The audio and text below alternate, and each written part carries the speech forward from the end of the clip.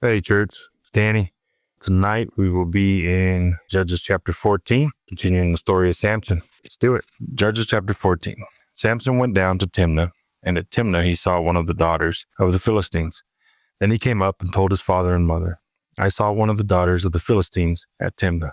Now get her for me as my wife. But his father and mother said to him, Is there not a woman among the daughters of your relatives, or among all our people, that you must go to take a wife from the uncircumcised Philistines? But Samson said to his father, Get her for me, for she is right in my eyes. And his father and mother did not know that it was from the Lord, for he was seeking an opportunity against the Philistines. At that time the Philistines ruled over Israel. Then Samson went down with his father and mother into Timnah. And they came to the vineyards of Timnah. And behold, a young lion came toward him roaring. Then the Spirit of the Lord rushed upon him, and although he had nothing in his hand, he tore the lion in pieces, as one tears a young goat. But he did not tell his father or his mother what he had done. Then he went down and talked with the woman, and she was right in Samson's eyes. After some days, he returned to take her, and he turned aside to see the carcass of the lion, and behold, there was a swarm of bees in the body of the lion, and honey. He scraped it out into his hands, and went on, eating as he went. And he came to his father and mother, and gave some to them, and they ate. But he did not tell them that he had scraped the honey from the carcass of the lion. His father went down to the woman, and Samson prepared a feast there, for so the young men used to do. As soon as the people saw him, they brought 30 companions to be with him. And Samson said to them, Let me now put a riddle to you. If you can tell me what it is within the 7 days of the feast, and find it out, then I will give you 30 linen garments and 30 changes of clothes. But if you cannot tell me what it is, then you shall give me 30 linen garments and 30 changes of clothes. And they said to him, Put your riddle, that we may hear it. And he said to them, Out of the eater came something to eat, out of the strong came something sweet. And in 3 days they could not solve the riddle. On the 4th day, they said to Samson's wife, Entice your husband to tell us what the riddle is, lest we burn you and your father's house with fire. Have you invited us here to impoverish us? And Samson's wife wept over him and said, You only hate me. You do not love me. You have put a riddle to my people, and you have not told me what it is. And he said to her, Behold, I have not told my father nor my mother. Shall I tell you? And she wept before him the 7 days that their feast lasted. And on the 7th day he told her, because she pressed him hard. And she told the riddle to her people. And the men of the city said to him on the 7th day before the sun went down, What is sweeter than honey? What is stronger than a lion? And he said to them, If you had not plowed with my heifer, you would not have found out my riddle. And the Spirit of the Lord rushed upon him, and he went down to Ashkelon and struck down 30 men of the town and took their spoil and gave their garments to those who had told the riddle. In hot anger, he went back to his father's house, and Samson's wife was given to his companion, who had been his best man. All right, that's a mouthful there in that chapter, but let's talk about Samson. All right, so Samson gets a bad rap generally. Some guys make him all bad. Some commentaries and sermons and teachers will try to make him good. I don't think you can do either one as a whole. Anyway, he's neither all bad or all good. And then I think we can parse some of that out here. I think generally in this chapter, he's doing what the Lord would have him do. He is serving the Lord the way he ought to. But let's see if we can work through some of that. So Samson went down to Timnah, and he saw one of the daughters of the Philistines. And he told his mom and dad, Hey, I saw one of the daughters of the Philistines. Get her for me. And his mom and dad said, Isn't there one among your people of Israel that you could make a wife instead of going to these uncircumcised Philistines? And Samson said to his father, Get her for me, for she is right in my eyes. All right, so we'll just take that little section there. So Timnah. Timnah is mentioned before in the story of Dinah.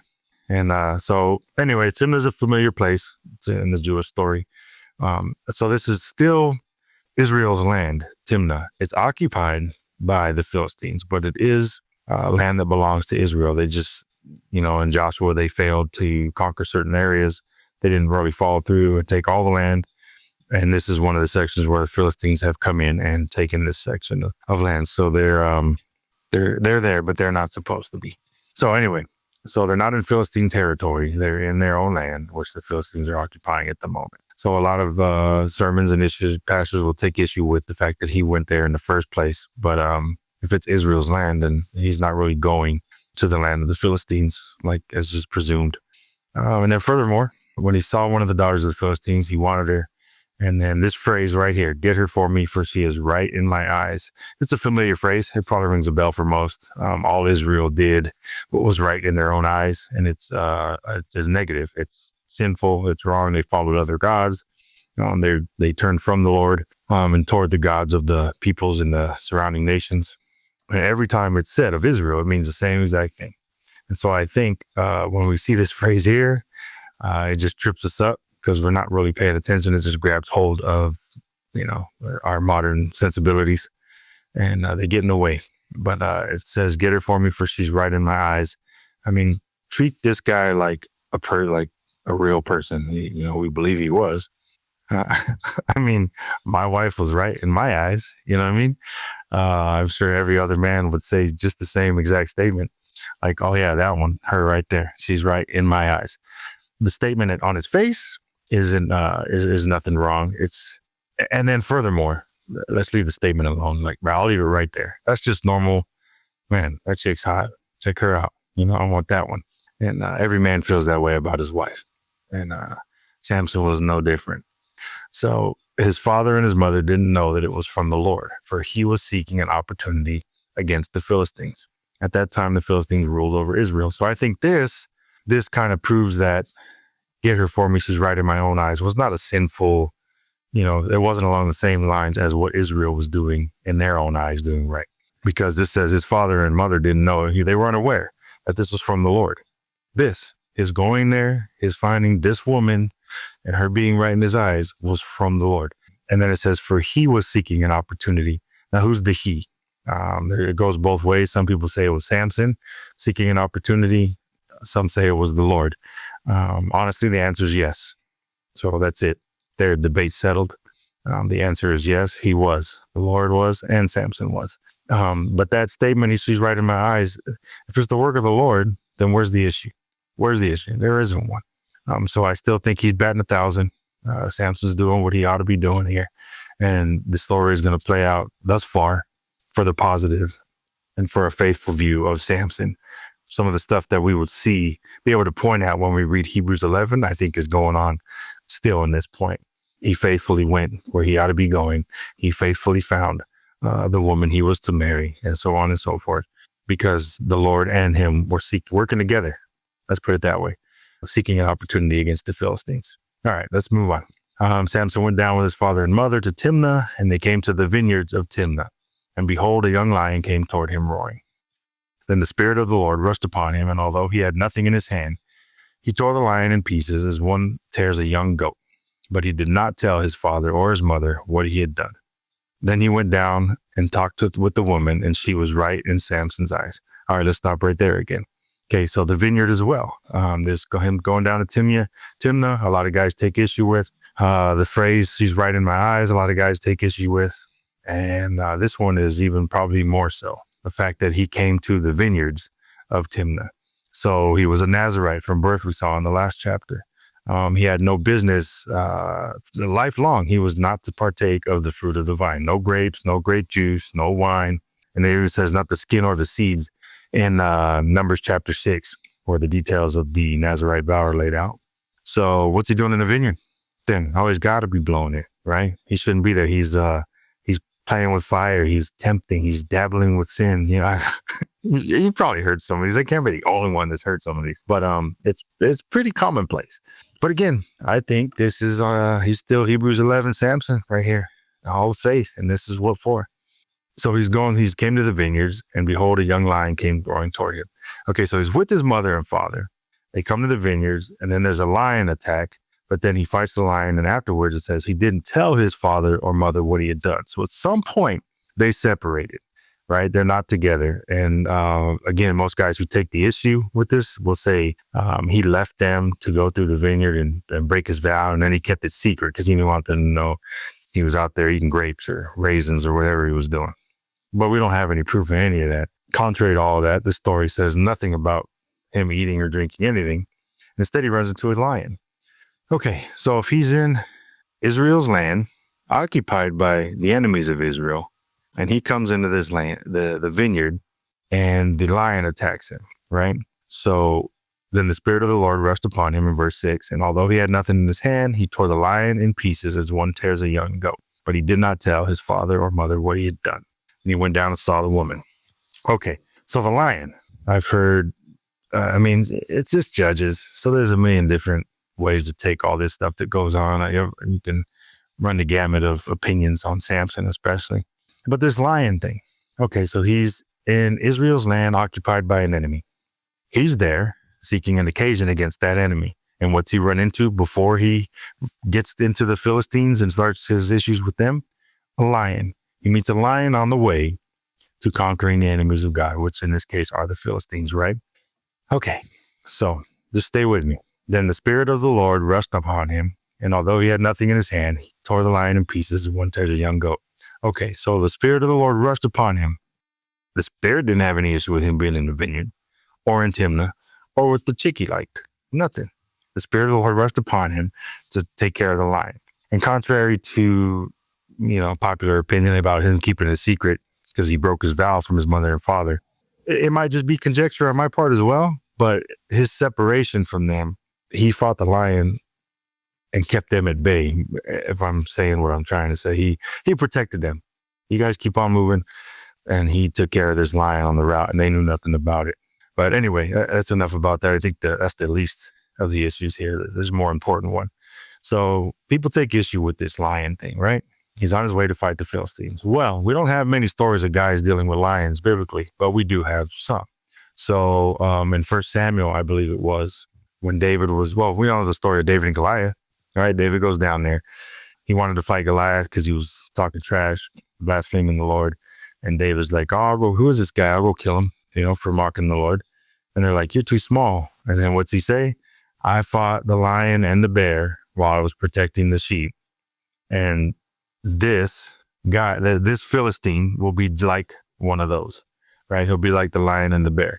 So in other words, David's saying, I've been here before. I fought this lion and it was preparation for me. I'll take care of this guy just the same way. And who was that guy? Samson, the Philistine, right? So far biblically, the two guys that were to go fight Philistines and met a lion on the way, right? We have two of those guys with the same story, more or less. And David was protecting the flock. That's why I think Samson was protecting his father and mother. But I don't see the issue. I would think we have two stories that are similar. Men on their way to fight Philistines have to go through a lion, right? Okay, and third story is, I think it's in 1 Kings, when the prophet does some good work prophesying against somebody. I forget who it was. And then the Lord tells him, go up here, prophesy. Now go on your way home and don't stop. Don't go anywhere. Don't stop to hang out with anybody. Go on your way all the way back to Bethel, I think it was. And don't go anywhere else. I need you over there, right? So he's like, all right, he's going. Well, the king asks him to stay because he prophesies against the king. Then he heals the king, and then the king's like, oh, hey, stay and have dinner and do all this. He's like, nope, because the Lord told me I need to go back. So I'm not staying with you. Sorry, I'm out. So he leaves.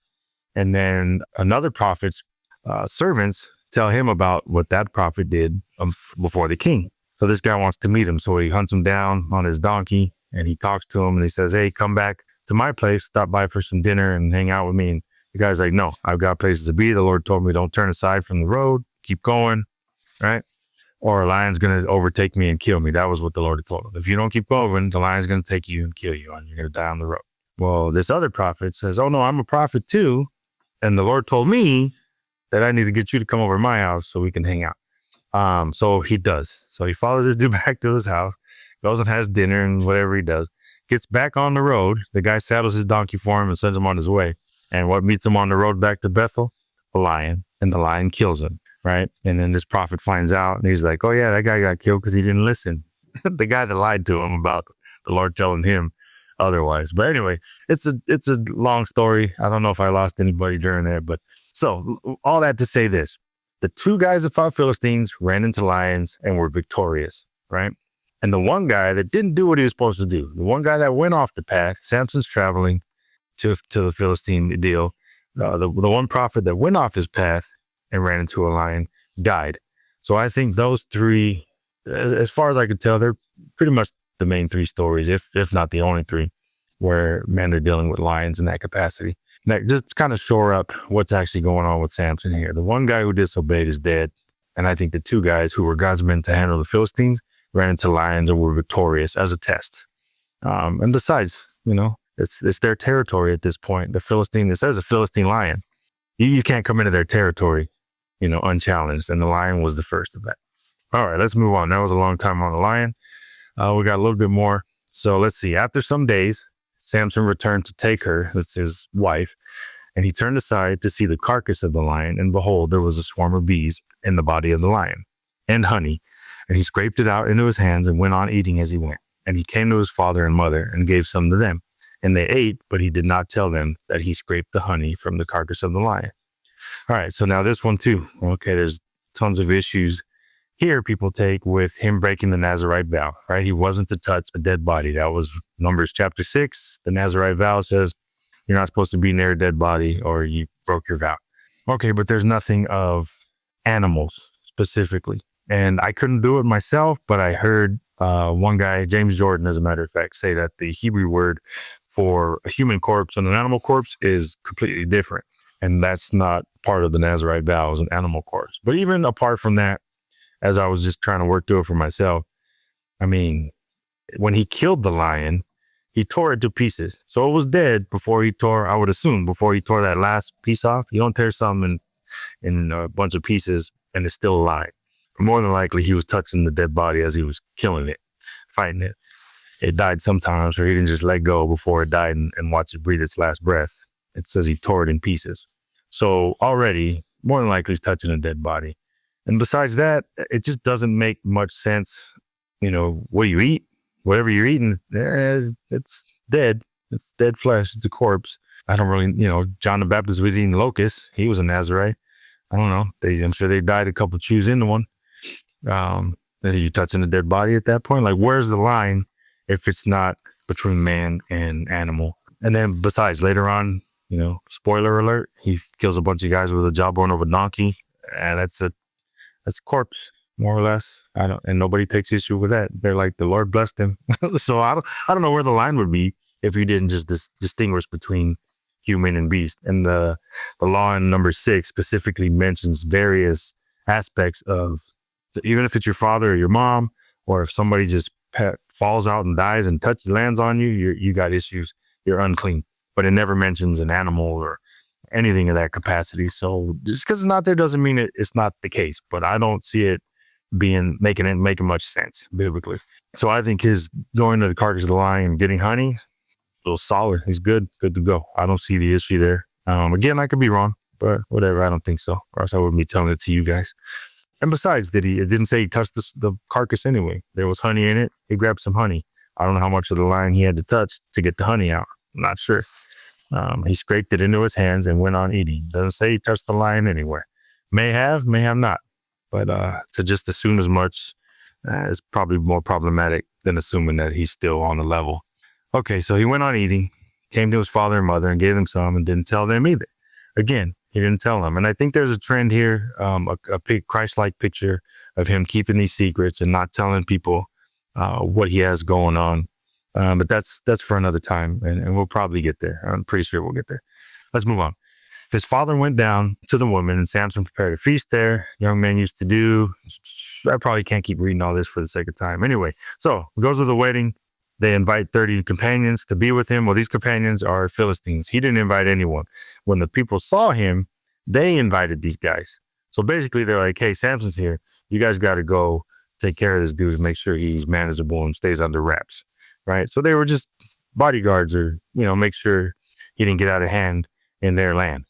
It had nothing to do with friends. It wasn't very friendly. So then Samson put a riddle to him. Right. If you can tell me, and he wagered garments, 30 changes for you if I lose, 30 changes for me if I win. And they agreed. Then he tells them the riddle. Out of the eater came something to eat. Out of the strong came something sweet.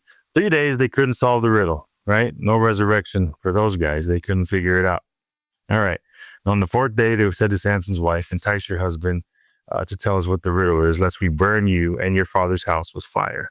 Okay, so they cheated, right? They go to the wife, they cheat, and they tell her, hey, we're going to kill you and burn your house with fire if you don't tell us what the answer to the riddle is.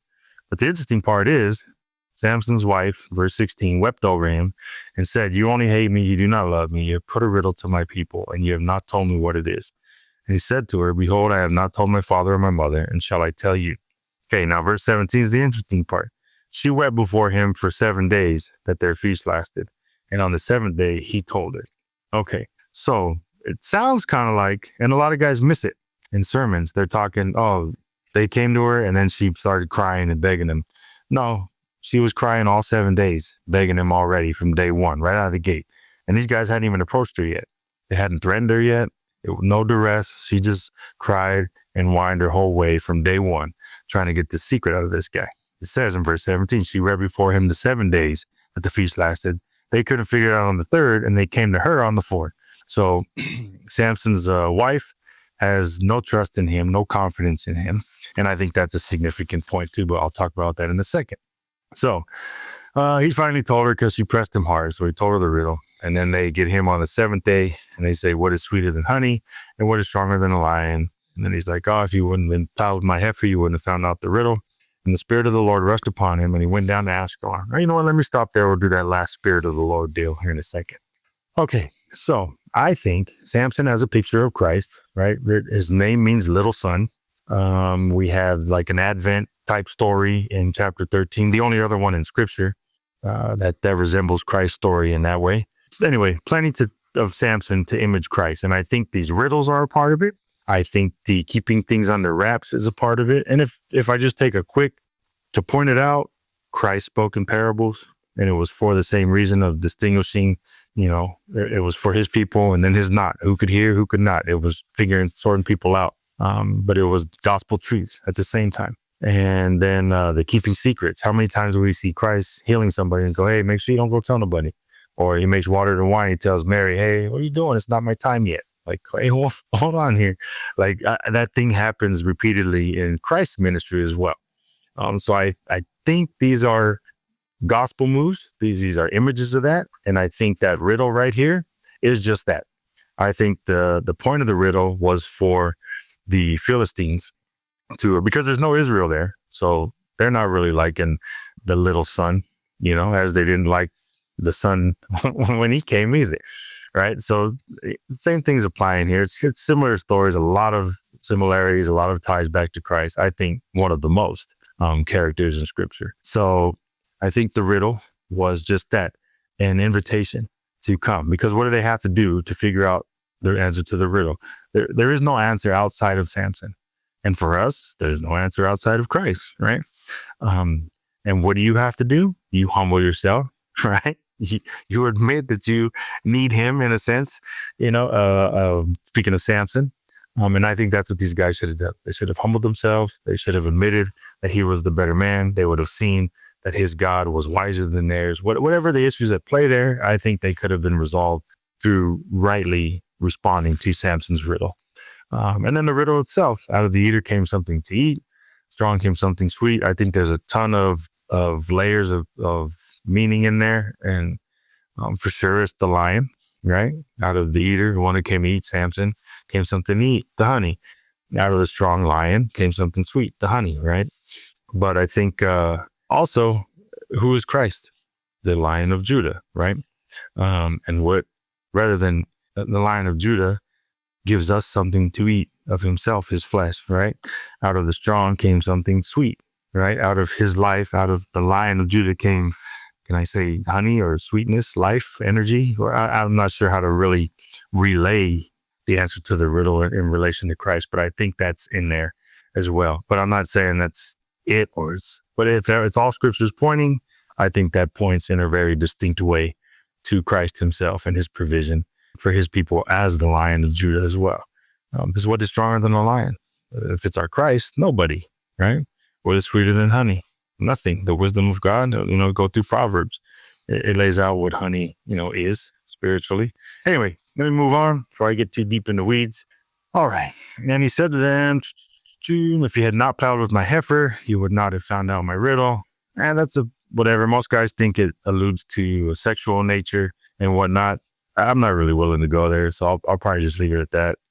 It wasn't the nicest thing to say about her, but, she did nag him from the first 7 days. uh, of the marriage. I mean, 7 days in, and that's all I get all day long. But anyway, right or wrong, he said it. Here it is in print. Final verses. And the Spirit of the Lord rushed upon him, and he went down to Ascalon and struck down 30 men of the town and took their spoil and gave the garments to those who had told the riddle.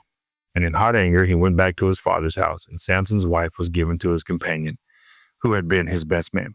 Okay, so the last verse, that giving his wife to his best man, that verse, that plays back into the next chapter. So I'll leave that right there. I'll leave it alone because it's basically pushing you into the next narrative. But this spirit rushing upon him, going down to Ascalon, killing 30 men, taking their spoil and giving the garments to those who would. So he owed these guys 30 garments, right? Because he lost the wager. I think Ascalon, I think the locations are important. I think Ascalon is significant in regards to dealing with the gods of the enemies, like I think the book of Judges has been doing. But I won't go there in this one. The important part is this. He struck down 30 men of the town and took their spoil and gave the garments to those who had told the riddle. All right. So he took their spoil. That wasn't part of the wager, right? It was linens and garments. No words of spoil. And he gave the garments to those who he had told the riddle. And the word garments here basically means armor. So he took spoil and armor, right? And gave it to these guys. So my position, I'll just call it mine. That way I'll own it and you guys can take issue with Dan when you see me, some other time. But right here, my position is that because they didn't take the invitation that Samson gave them, the riddle, to become a part and to humble yourselves and realize there's somebody here that's mightier than you. Let's start there and humble yourselves and get with the program. Because they didn't, now we're at war. So we had an occasion against, now we're flat out against. I tend to think that occasion, seeking an occasion against, was kind of along the lines of Jonah, where the Lord said, go preach against Nineveh. But he didn't kill them. He preached against what they were doing and they repented. He preached against these guys and Samson preached against these guys or gave them the parable or the riddle and they didn't repent. They didn't figure it out. So now at this point, we're at war, right? We're enemies. Okay, you've picked a side. Now we're at war. And so spoil and the garments, spoil you take in war. Israel takes spoils in war. The word for garments, like I said here in verse 19, is just the word for armor. So I think now it's on. That's it. The war is on. The fight is on. God, one way or the other, is going to relieve the oppression of his people, one way or the other. And he's using Samson to do it. And I think we're still in the Hebrews 11 Hall of Faith. Samson, I think he's still killing it for the Lord. He's still doing everything he ought to be. Again, 19 says the Spirit of the Lord rushed upon him. The Spirit's with it. The Spirit is there for it all day. For the wife, for the lion, and for the little battle strategy here, showing these guys who's boss. Like, I just killed 30 of your soldiers. So what are we doing here? And the Spirit is with it. So anyway, I'll end there. Hope it's helpful. Again, if there's any positions that I claim to have and hold, come at me. I'm here. Anyway, love you guys. Have a good one. Bye.